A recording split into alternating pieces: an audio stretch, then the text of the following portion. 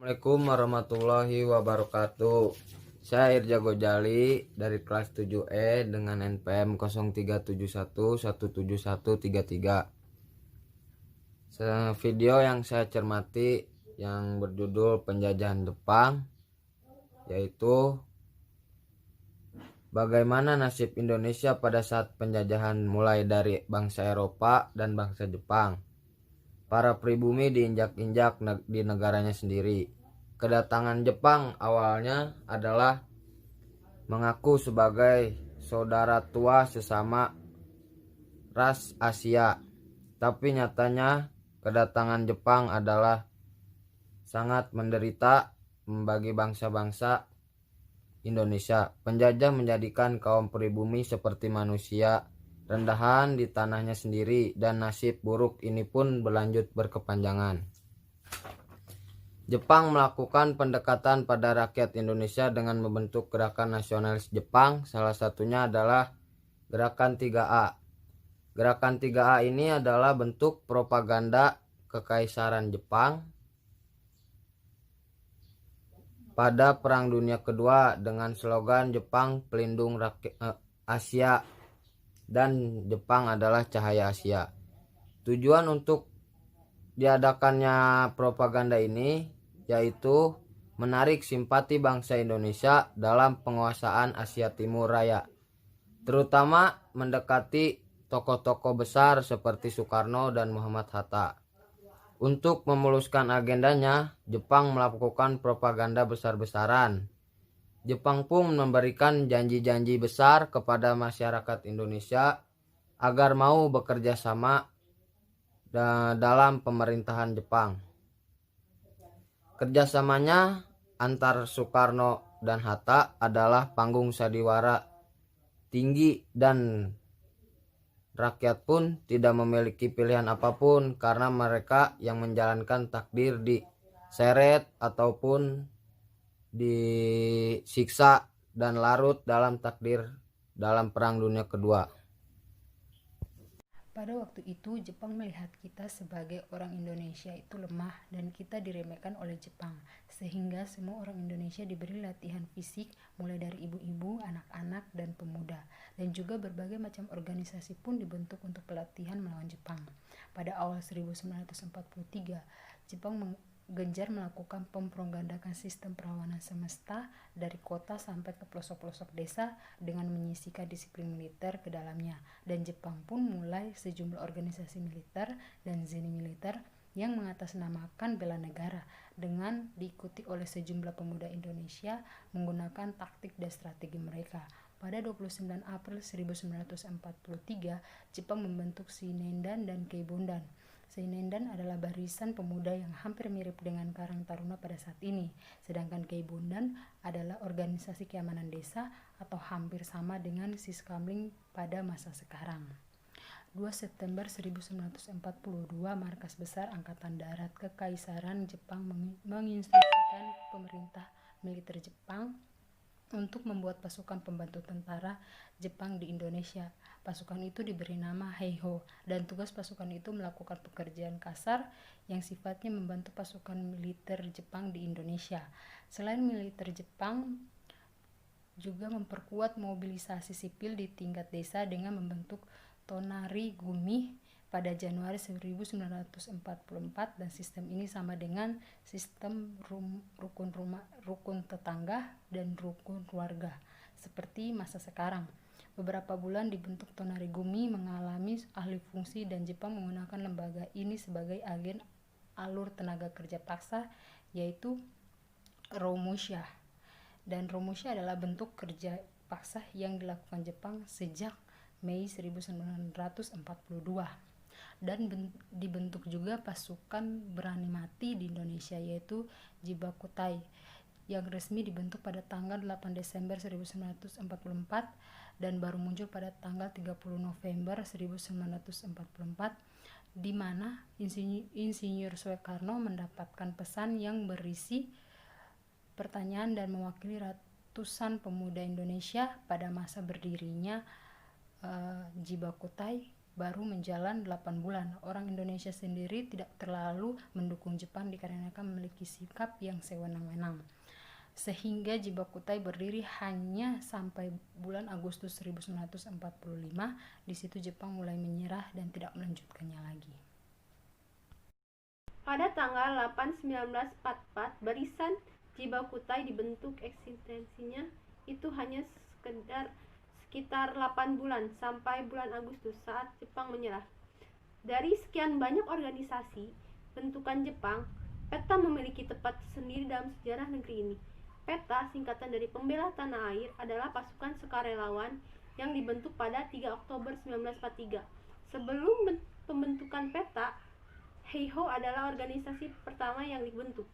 PETA dibentuk karena Jepang merasakan serbuan dari sekutu. Ia memerlukan bantuan militer. Keberhasilan pembentukan PETA dirasakan oleh Jepang.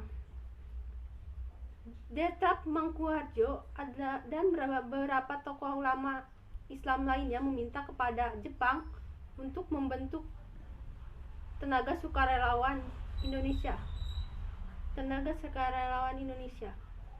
Indonesia mendirikan BPUPKI. Hal ini dilakukan untuk meyakinkan rakyat, terutama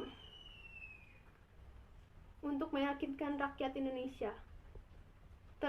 Terauco menjanjikan kemerdekaan pada tanggal 24 Agustus 1945 dan lalu pada tanggal 6 dan 9 bom Hiroshima dan Nagasaki. Assalamualaikum warahmatullahi wabarakatuh. Perkenalkan, nama saya Rizky Ibu Pambundi, NPM 0371 Saya di sini akan menjelaskan tentang resume yang saya bikin mengenai tokoh-tokoh bangsa yang ada di Indonesia, terutama Tos Cokroaminoto. Tos Cokroaminoto ini adalah salah satu pejuang bangsa Indonesia yang diakui dunia dan ialah pendiri Syarikat Islam. Beliau juga merupakan keturunan dari Kiai Muhammad Besari, tokoh besar Islam dari Ponorogo, dan Sultan Besar dari Surakarta. Setelah menempuh pendidikan panjang, Cokroaminoto bekerja di Hindia Belanda di Ngawi sampai akhirnya dipindahkan di Surabaya. Dan di Surabaya inilah dipertemukan dengan pendiri Syarikat Dagang Islam, yaitu Haji Saman Sudi. Setelah datang Cokroaminoto memberikan warna baru untuk Syarikat Dagang Islam dan mengubah namanya menjadi Syarikat Islam. Syarikat Islam ini menjadikannya sebagai pergerakan nasional Indonesia. Setelah melakukan kongres nasional dan berhasil mengumpulkan orang dari Jawa dan luar Jawa, organisasi ini juga menjadi besar di Asia Tenggara. Pada tahun 1916, kekuatan Syarikat Islam menjadi anggota itu ada 2,5 juta orang yang tersebar di seluruh Nusantara bahkan Asia. Dan pada tahun 1917 Syarikat Islam pecah dikarenakan Hindia Belanda memasukkan paham tentang Sara dan banyak tokoh kiri yang bermunculan yang seperti Darsono, Semaun, dan menjadikan Syarikat Islam Merah namanya. Inilah merupakan cikal bakal terbentuknya PKI yang ada di Indonesia, yaitu dulu namanya ISDP yang merupakan cabang dari Partai Komunis Indonesia. Segitu pemaparan dari saya, kurang lebihnya mohon maaf. Bila taufiq wal hidayah. Wassalamualaikum warahmatullahi wabarakatuh. Assalamualaikum warahmatullahi wabarakatuh. Perkenalkan, saya Hanifah. Saya ingin menyampaikan hasil resume saya tentang tokoh-tokoh perjuangan bangsa. Ada Bapak Cokroaminoto dan Bapak Haji Agus Salim. Di sini pada Kongres SI keempat atau keenam, SI pecah karena adanya partai disiplin. Bapak Cokroaminoto mengatakan bahwa SI tidak boleh ada anggota yang double. Ketika anggota SI masuk ke PKI, maka harus pilih salah satu atau keluar. Bapak Cokro Aminoto dikenal sebagai Raja Jawa tanpa mahkota.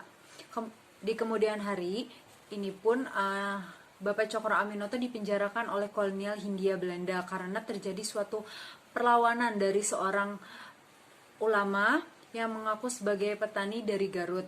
Bapak Cokro Aminoto memberikan pengarahan kepada anggota SI agar tidak berpecah belah. Bapak Cokro Aminoto mengatakan bahwa bukankah kita awalnya bersatu, tujuan kita adalah mendirikan partai ini untuk membina persatuan.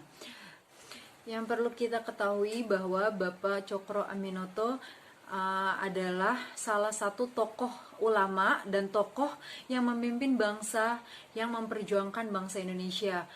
Sama juga dengan Bapak Haji Agus Salim, ia adalah membangun kebangkitan nasional.